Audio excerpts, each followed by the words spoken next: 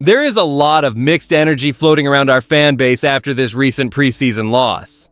SKOL, we have two major updates to discuss today. First, a highly discussed quarterback completed just 5 of 10 passes for 81 yards. Our head coach confirmed he was a little hobbled during the game, which complicates the backup competition. Second, a recent 7th-round draft pick at center is fighting for his job. He received a terrible 46.6 overall grade after allowing 2 pressures on 37 snaps. I will reveal exactly who both players are in just a minute.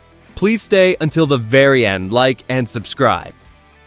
Mccarthy sustained an injury during our 13-3 preseason loss to the Baltimore Ravens after completing just 5 of 10 passes for 81 yards.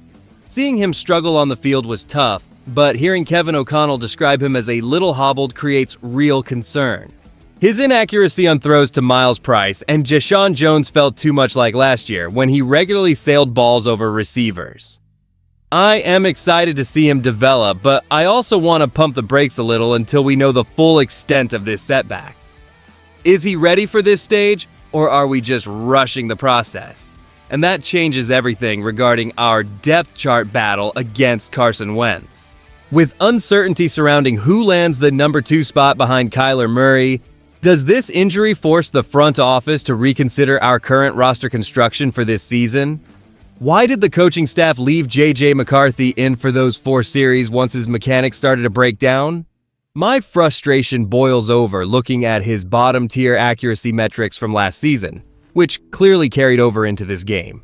Completing just 5 of 10 passes for 81 yards is simply not the production we expected to see against Baltimore. And this is the part that gets me.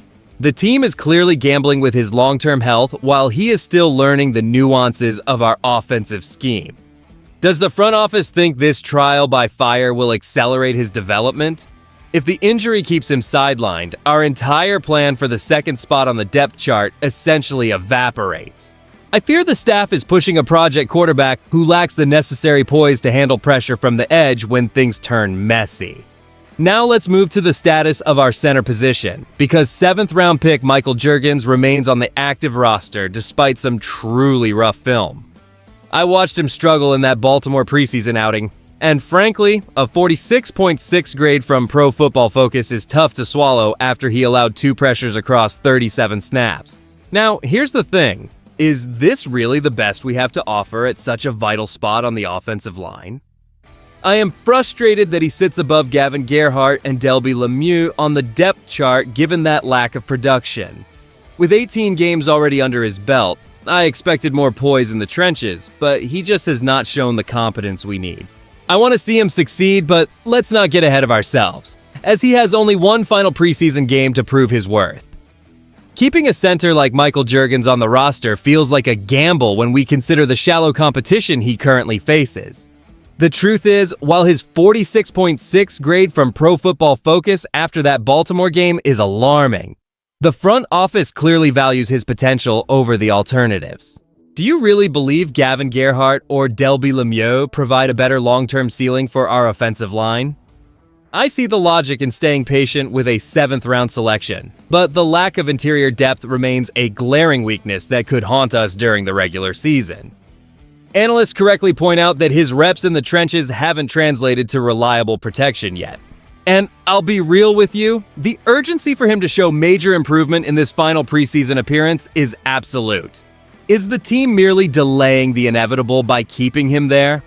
When you put both of today's stories together, the picture for our Minnesota Vikings points toward a fragile transition phase.